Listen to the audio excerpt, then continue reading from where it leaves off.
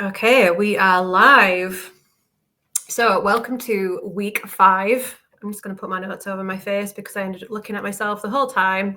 So welcome to week 5 of free value added information that all businesses need to know if they have any plans for growth in 2024 and 2025. The reason why I am providing this information is I know a lot of businesses rely on one source of advertising, or they might lean on a recruitment agency and they are just getting the same results over and over again. We've got misaligned candidates, we have adverts that are a flop, and then recruitment just becomes this dirty word that no one kind of wants to invest any time into because we've had such bad experiences with it. Now, I've been in recruitment for a long time. I've been in recruitment for 22 years. And for a good chunk of that, I was working for high street agencies, hated it, good money, shit job. For a bigger portion of that, I was working internally for some pretty big organizations. And if one of them hadn't have made me redundant, I probably wouldn't be talking to you right now. But I learned a lot in internal recruitment, and I very rarely had any budget. I recruited for a lot of people. I exceeded expectations, which I'm really proud of. And I developed some really strong processes that I teach businesses to this day. But I got made redundant 3 times in a row towards the last part of my internal recruitment stint. So I set up my own business, Hargreaves Recruitment, in 2017. I was a transactional recruiter for the most part. This is why I know a lot about how to find candidates that aren't just sat on job boards. But towards the end of 2023, I lost love for being a transactional recruiter. And I really developed a love for being able to add value and to be able to help businesses on a bigger level. So as much as I am a recruitment expert, I'm also a qualified business coach as well. So a lot of the training that I do helps businesses on a deeper level, because recruitment isn't just, shit, we need someone now, ring up a recruitment agency, stick a job out on Indeed. There's a whole foundational piece to hiring that I want to be able to share with businesses, because it's so important if you've got any plans for growth in 2025. We've got this period of time now, and I know that businesses might ramp it up before Christmas, or businesses might get quieter towards Christmas. But my advice to any business that is listening to this, or you're watching the replay, is to go back and watch the other 4 videos that I've done, because they all layer up to each other. Now, the first video that I did was all about recruitment foundations. And I'm not going to go too much into these because they're there for you to watch, but I just want to show you how this actually works. Video 1 was about recruitment foundations. So this is you creating a strong story in terms of who your business is, how you make an impact on the industry, what's your company culture like. I speak to so many businesses that are very passionate about what they do, but that passion stays inside those 4 walls and it never gets shown to anyone else. These kind of strong statements that I show you how to do in video 1 will then go into your careers page, will then go into your social media, will then have a congruent message in your business about who you are. The second video that I did was all around job descriptions. So how, again, layering upon this process, how do we then get this into a job description, and how do we use AI with job descriptions without that taking too much authenticity away from the job description that you want to create? Video 3 was all around advertising strategies. So it's about getting smart with where your ideal candidates are hanging out. It's about using information from previous rounds of recruitment so that you can start to predict how recruitment will look. I speak to a lot of businesses. The last business that I trained in the education sector were advertising in all the wrong platforms. And when we kind of stripped it back and we had a look at where your ideal candidate is actually hanging out, it's changed the applications that they've got in the business.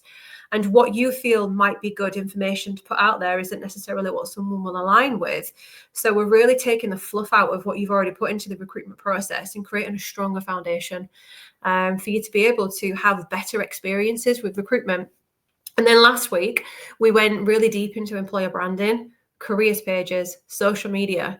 We have a ton of businesses that just really focus on growing their business and not growing the people in the business. And with social media and employer branding and careers pages, there's so much that you can do with that doesn't cost thousands of pounds, but it's knowing where to put the right information onto the right platform. So that was last week's. They're all on my LinkedIn profile. So if you go under the event section, you can literally just click and watch them. But I encourage you to watch all of them, take notes and watch them again, because adding that information into your recruitment process will transform how your business grows in 2025. So this week, I'm going to talk about how to find candidates that aren't just coming from job applications. Now, it's easy for a hiring manager to need a candidate yesterday, and now we are putting pressure on the recruitment agency because we need a ton of CVs. We're putting pressure on the internal recruitment team because we need someone yesterday. That is reactive recruitment, and that is the reason why you're struggling to hire. Or you might have applications that come through, but no one ever turns up for an interview. You might have had an offer out, but then that person pulls out. You might have employed someone, but they've left within a couple of weeks.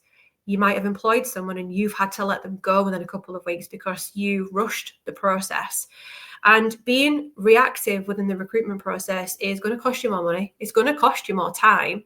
So the things that I'm going to be teaching you over the next few weeks is a really strong foundation for you to be able to save time and for you to be able to save money without it being overcomplicated, without you having to invest too much time into it. So as much as it is an investment of time, it's consistency. You know, we can't just throw 20 hours into recruitment in 2 days and expect it to work. It's small steps on a consistent basis that will get you the results that you're looking for. So in terms of you finding candidates that aren't just kind of hanging around on the small job advert that you've advertised for, 70% of candidates that I would place when I was a transactional recruiter would come from methods like LinkedIn. And because of the nature of the roles that I recruited for, I was a commercial recruiter. So I was always speaking to people in marketing, finance, operations, customer service, sales. I was constantly nurturing talent pools of people so that I could then dip into these if I needed a referral, if I knew that someone was looking for a job but they weren't ready to move. I've probably placed about 8 people that weren't actually looking for a job. And that is because of the strategies that I developed when I was working in internal recruitment. So when it comes to you finding candidates, there's 2 ways. I'm going to talk to you about LinkedIn and I'm going to talk to you about Indeed. These are really 2 great ways of you starting to find candidates that you didn't have access to before.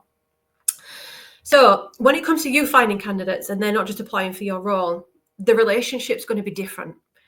Now, when it comes to someone looking for a role, we know that things are a little bit upside down or topsy-turvy when it comes to the job market. And if I was looking for a role, I'd probably be doing a scattergood approach just to see what lands. Now, this means that the people that you're having conversations with that come from your adverts might not be your ideal candidate, might not be aligned with your business, and they might just be clicking to apply just for the sake of it. Whereas if we find a candidate on LinkedIn or by other different various methods, Facebook, the conversations are different. So when you present someone with an opportunity, A, they feel special. B, they're not having the same conversation with multiple other recruitment agencies and multiple other organizations. So the chances of them being more stable is dramatically higher. And how we do this is we have a look at proactive recruitment versus reactive recruitment. So this is proactive recruitment, and it's not a quick fix. It's not a short game when it comes to turning this around, but the training that I deliver is 6 weeks. You can really make some deep impacts on recruitment within a 6-week or 2-month period. And one of the ways of doing that is through LinkedIn. So I'll show you the short game and I'll show you the long game, and then we'll go on to Indeed. So when it comes to LinkedIn, there are several different ways. And LinkedIn and Indeed aren't your only 2 ways, but if I give away all my secrets, then I've got nothing to train my clients on. Plus, I've also got 21 minutes left of this live. So when it comes to LinkedIn, if we have a look at content, for example, if you're producing content that is speaking to your candidate, so whether you're posting something about your company culture, whether you're posting something about a success or an event within the business, start to keep a track of who's commenting. Start to keep a track of who's liking, because I can guarantee you in those likes and those comments will be some people that could be suitable for your organization. Start having to think about what you've got over the next 12 months, because these are the conversations that you need to start having now, not in 2 weeks, not in 4 weeks.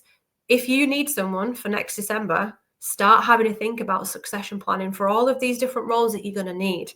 because the more that we can create a foundation, do our homework, research, start building connections, the less painful recruitment is going to be. And it might seem like a bit of an extreme when it comes to recruitment, but this is the harsh reality of what it takes to turn your recruitment process around.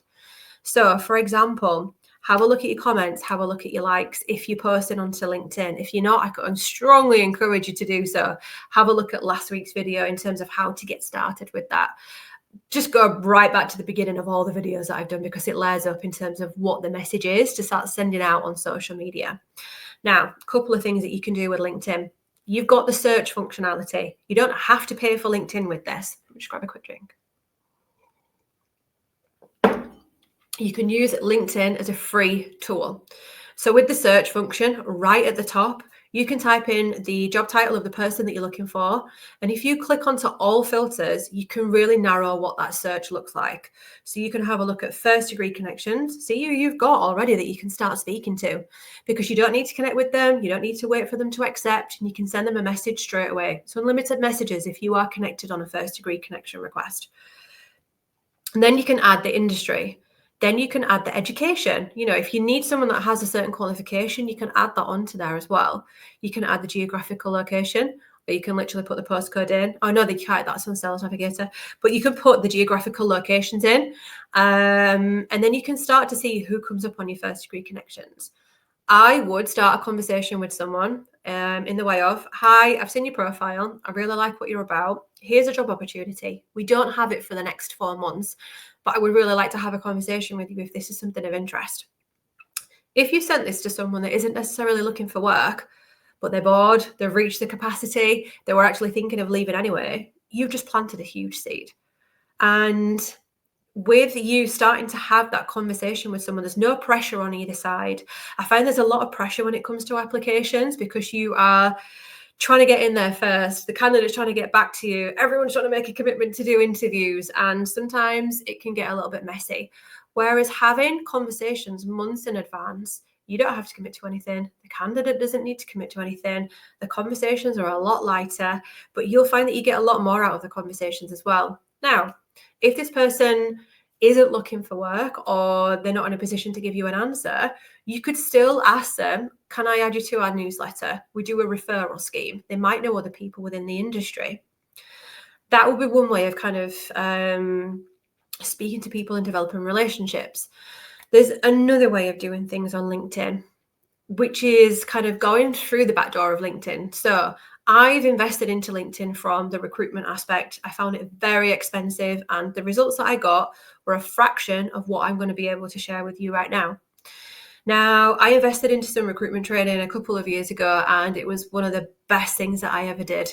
And it was creating Boolean searches and X-ray searches. If you don't know what they are, go onto YouTube. There's some really cool videos, and it really breaks it down. But what we can do with an X-ray search is there's a bit of code that we can put together. And then we can add in things like, for example, if you've got an operations manager role that you need to fill for like Leeds or Bradford or Wakefield, we can create the X-ray search at the beginning, and then we put in operations and manager and Bradford. We literally put that into a Google search. It goes through the back door of LinkedIn, so it provides you with more search results. But by doing that, you're able to connect with people. Once they've connected, you can send them a message. Now, bit of a caveat with that, you don't even have to wait for someone to connect with you. When you connect with someone, you can send a really short message. So I would be putting something in the way of your contact information or your phone number, so that that person can come back to you. As soon as they accept that connection request, your message goes straight through to that person. So again, it's another way of you being able to create more connections with people that you didn't necessarily have access to before. And once you get really confident in terms of doing Boolean searches and X-ray searches, you can literally create them in OneNote for all of the different industries or the different areas of your business. You don't need to create them again. The tricky thing with X-ray searches and Boolean searches is it does take a little bit of time to get used to them and to build them. But once you've built them, they're there then. You don't need to build them again. But it's another great and free way of you being able to get hold of people that you didn't have access to before. Now, in terms of Oh, that's good, Colin. I'm glad you agree with that. And again, go onto YouTube, or it's something that I train businesses to do. But X-ray searches paired with a Boolean search will amplify your search results, especially on LinkedIn, because what a Boolean search does is it asks the different search engines, so whether it's on Google, whether it's on LinkedIn, Office and Manager, so you put and in capital letters, it searches everywhere that has those two keywords together. Now, if you did Office Manager in speech marks, it has to find Office and Manager together. So, for example, if you're doing Boolean searches on a job platform like Indeed, what that search string will do is it'll scan all of the CVs on the system. For example, if you need an office manager and they need Sage experience because they're doing invoicing or something like that, you would put office manager in speech marks and in capital letters. I'm typing it out to you, but I don't even know if you're going to understand that. And then Sage. On what the job platform or any search function will do is it will find all of the CVs that have that relevant information in. So you're really narrowing down who you're trying to find. And this is great if you need people to have certain qualifications, if you need people to have certain education, if you need people to have certain industry experience. I know when I was looking for maybe software developers and they had to have certain skills, I was adding the acronyms into the searches, and it really does ramp up the amount of people that you have access to. I'm going to cross-reference this with Indeed because this is a great hack with Indeed.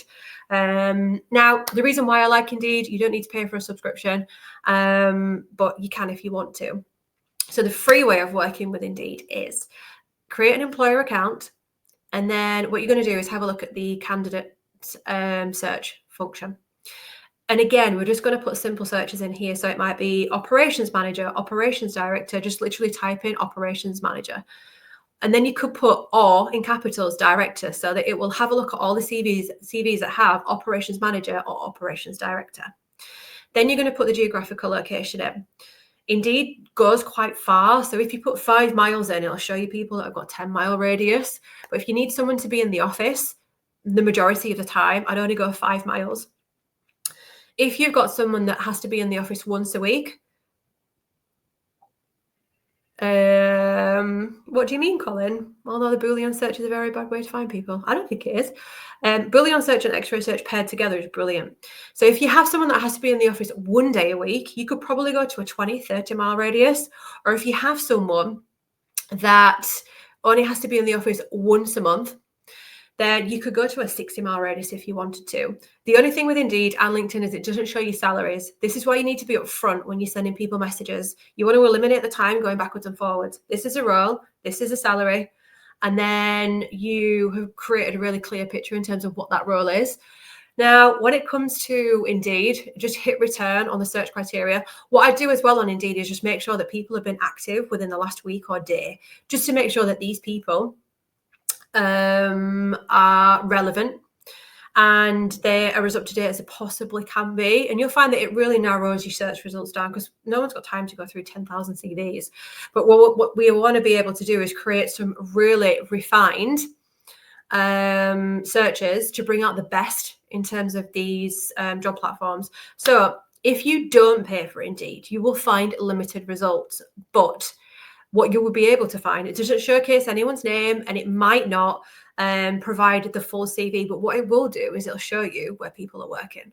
Then you can have a look on LinkedIn, find the company. Sometimes if the company isn't that big, you can kind of guess who's actually going to be looking.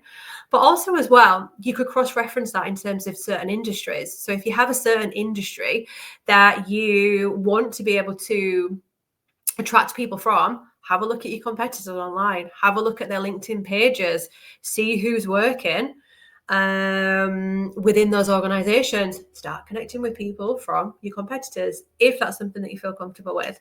But again, you can cross-reference that with Indeed. If you want to pay for Indeed, you might have to double check this, but the last time I looked, it was £100 for 30 credits. And those 30 credits let you send a job to a candidate.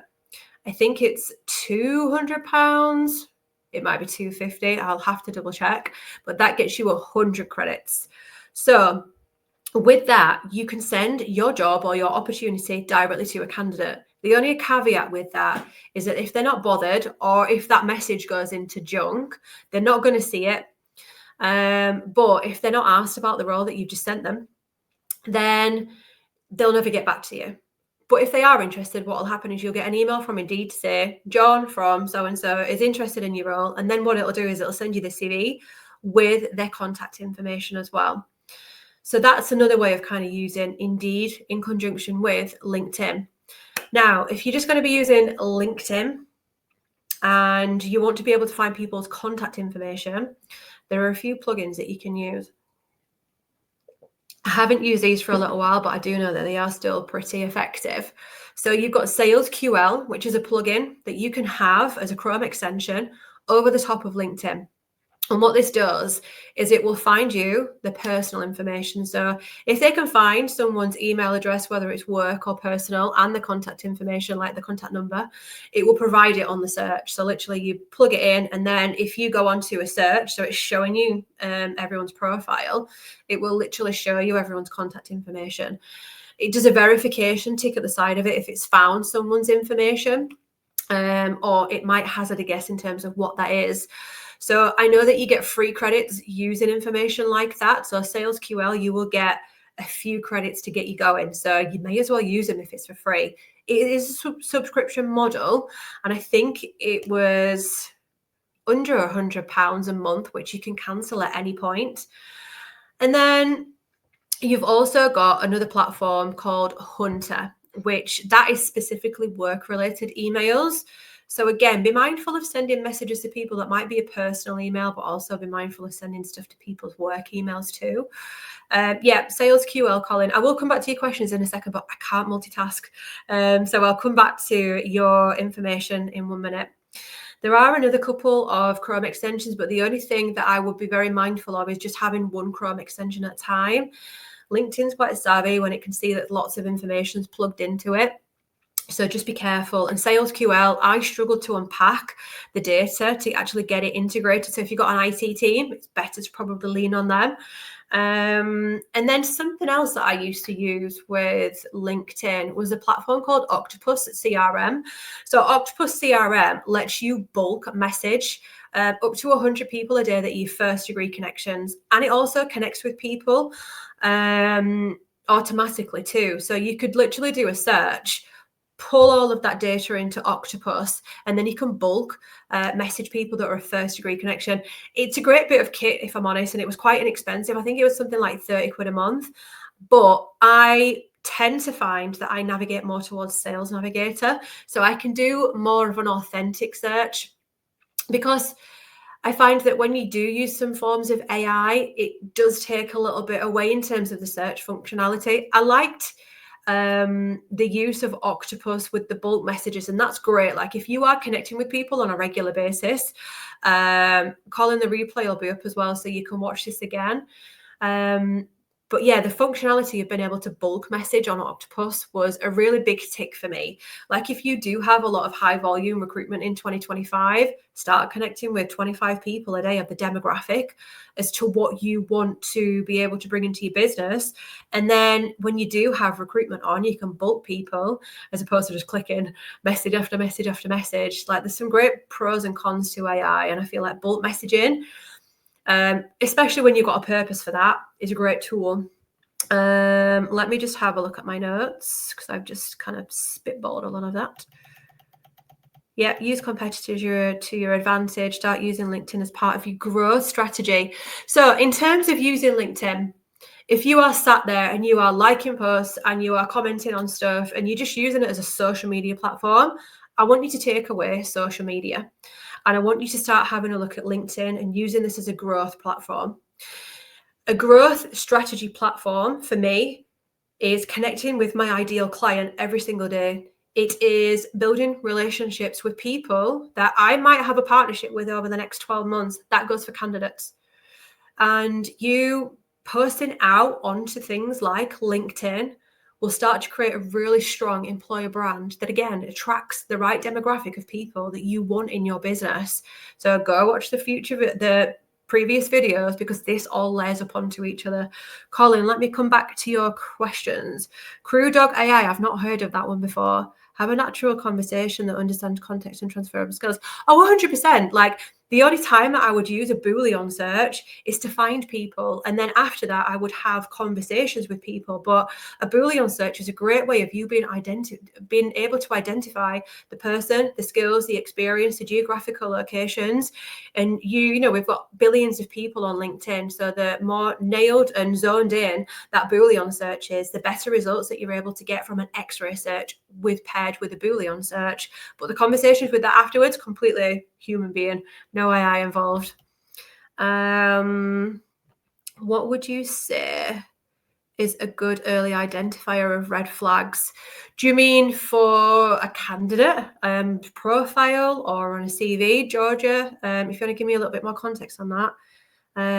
And you are welcome, Colin. I'll wait for you for a second, Georgia. So in terms of this, if you have any questions, I'll stay on for a couple of minutes. Next week, we're going to be having a look at screening and interviewing. Like if you have any hiring managers within your business that has never had any training on interviewing, they either need to be on this live or you need to get them on the replay, because what happens with a hiring manager, God bless their souls, is that they have their own job to do. They have a team to manage, million and one other things, and then recruitment, right? Okay, we need someone yesterday, and then recruitment just gets dumped on the hiring manager. And then what we do when we get a candidate through is there's no process, there's no real tangible questions, and we're still using interviews from 2014 when we're in 2024. So this is a really great way of being able to understand candidates, different diversities of candidates, how to manage interviews, how to create interview questions. I'll do as much as I can within that half an hour. How to offer and reject.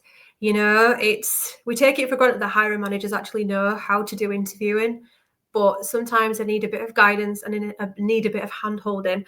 So there's 2 sessions left with this, guys. I'm going to do next week and the week after. So I encourage you to start watching these videos and start to make differences within your hiring process. Google's Boolean. Go onto YouTube. There's some great information on Boolean searches. Don't get bogged down with ones that are like 20 minutes long. Boolean search is not hard. Severely dyslexic, if I can do it, anyone can. Just have a look at the shorter. Have a look at Boolean searches for 12 years old, because I can guarantee that one will be more impactful than someone that's just made it too complicated. What would you say is a good early identifier of red flags? I'm just going to answer this as I see it. So a good identifier of red flags for me is if I receive a CV and I don't have the right information. And I did some training on this earlier this week, actually. So what's a good candidate versus what's a bad candidate? I don't think either is a terminology that I want to use. But what we do is we judge someone from a 2-page CV. And these people might not have any experience in writing CVs, but a shit CV comes through and we're like, not really fussed on that. Get to know the person. If you can see a bit of potential in someone's CV, they do have the right skills and experience, but the CV is not coming across great. No one ever taught us how to write a CV. We weren't given the tools from school to be able to develop these areas of our lives. And you might have someone that's just been made redundant. They might have just been in work for 20 years and now they've got to knock up a CV. They might not have the funds for someone to write it for them, but they might have just written something that they thought was pretty okay, and it's not. So what I would do with a CV, if you can see potential in it, is have a look at the LinkedIn profile and just see the two cross-reference. With other red flags, if someone is working in a high-level role, I would expect the CV to have the right information on there. But also as well, what I would be mindful of is people not selling themselves well enough. I was doing some training with a friend the other week, and she's a really high experienced marketing manager, but her CV didn't sell it enough. So what I would do is kind of have a yes or a no. You can draw a line in the middle with a maybe. We've got CVs that make us feel good, CVs that give us all the right information that we need. And then we've got CVs that make us feel confused. Like, why did you apply for this? I can't find anything that I'm trying to look for. And your CV just makes me confused, or it doesn't have the right information. Sometimes go with your gut when it's a CV. There's not a one size fits all, because we're playing about with human beings and their experience and their lives. So I would normally kind of put people in a yes or a no pile. And in the middle, I will ask a few questions. If I get what I need from the candidate, then I'll make an ultimate decision. But really don't want to be going backwards and forwards when it comes to candidates. The conversations need to be quite minimal at the beginning, because you are going through a process. And all of the things that I teach you, is to save you time. We're not having to go backwards and forwards with candidates and tell them the same thing over and over again, because the message that you built right at the beginning will be able to convey who you are, what your organization's like. That person should be able to make an informed decision about your business as soon as they read the job description, as soon as they get onto your company careers page, as soon as they see your LinkedIn. You know, when we get them to the stage where we're reviewing CVs should be aligned with who you are as a business, but there's some wiggle room for you to go backwards and forwards with asking a few questions. But if you're finding that you're having to go backwards and forwards constantly for information, no. So that is my 2 cents on this subject. Thank you so much for listening. I'll be live with you next week. The replay should go live as soon as I click end stream. So watch it again, take notes. If you have any questions, it's leanne@hargreavesrecruitment.com. Hiring Made Easy is available to purchase. It's a 6-week transformational course that's specifically aimed at SMEs that want to take back control of recruitment. It's unlimited users, lifetime access. If you want more information, book a free 15-minute recruitment strategy call. But next week, hiring managers, interviewing. If you have any form of part to play within the interviewing process, come and join me next week. See you soon. Have a great weekend.